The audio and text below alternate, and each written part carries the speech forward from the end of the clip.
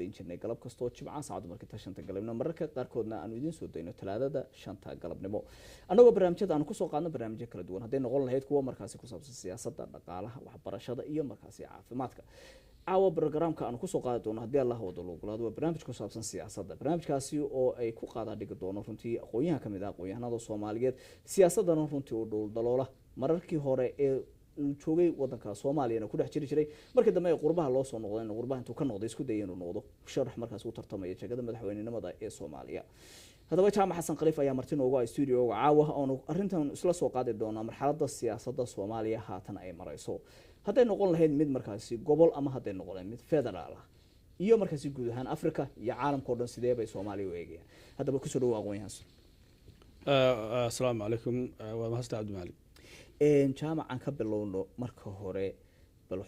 xogogaalka aad u qabto Soomaaliya arimaheeda wacdigan hadda lagu jiro xogaa yar nooga taabo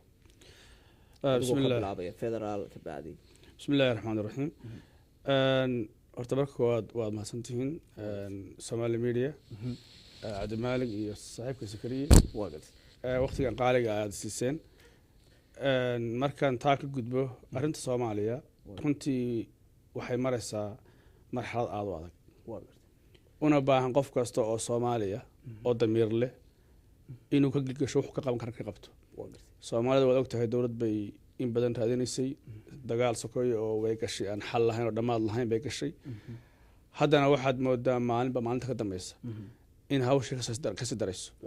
hawsha Soomaalidu marka waa complicated waa xaalad adag baan ku jirnaa waan oran karaa markaan qiimeeyo waayo mararka qaarkood waxaad oranaysaa rajadu ma qurux badna haddana waxa weyn qofka muslimka siisa waxa laga rabaa inuu san rajadiisu marba wanaagsan tahay waxaana rajaynayaa inaan ku jiro dadka inta badan rajadooda wanaagsan tahay yiraahdo Soomaaliya xal baa laga gaari doonaa marka haddii aan hawshan dib macnaha ku soo degdego oo qiyaaso sida aniga ay la tahay wax badan baa isbedelay ilaa 2004 markii u dambeysay dawladdan ku meel gaarka ah la dhisay Kenya lagu soo dhisay dawladda jiritaankeeda iyo taageeradeedu waa wax runtii controversial oo la isku raacsanayn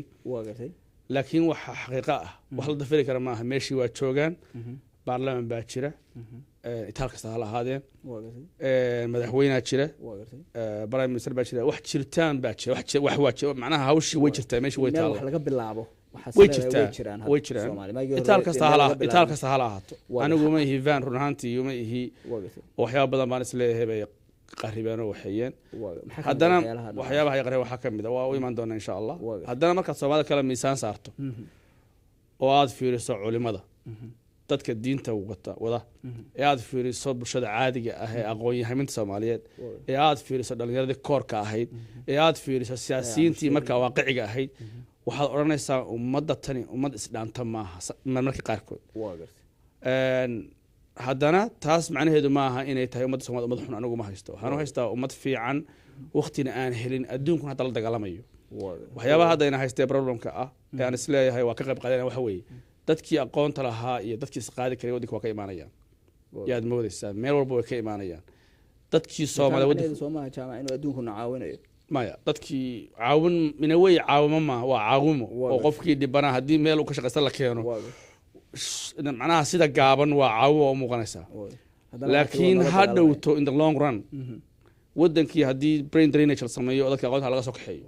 oo dadkii wax ma kastada ahaa masaakiinta wadanka ku haraan haddana si Soomaaliya socota weeye wadanku wuxuu noqon doonaa meelaan dad kale soo galay meesha soo buuxinay wadankii wadan dad la maaha laakiin jaamac taas adigoo aad u mahadsan saa yiri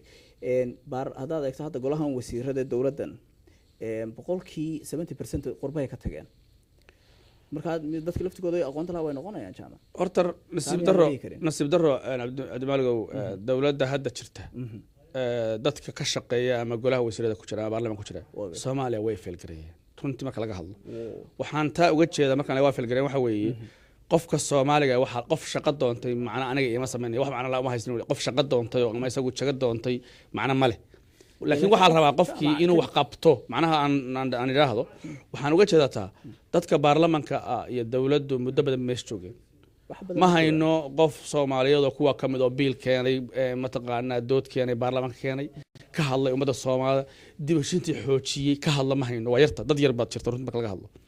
marka waxaan oran karaa hadda xaaladda aan ku sugannahay waa state of denial innagana dawladnimadeenii waxa weeyaan waxaad moodaa in ciidan gashay wadankii waxa kale oo jira hawshu way isbedeshay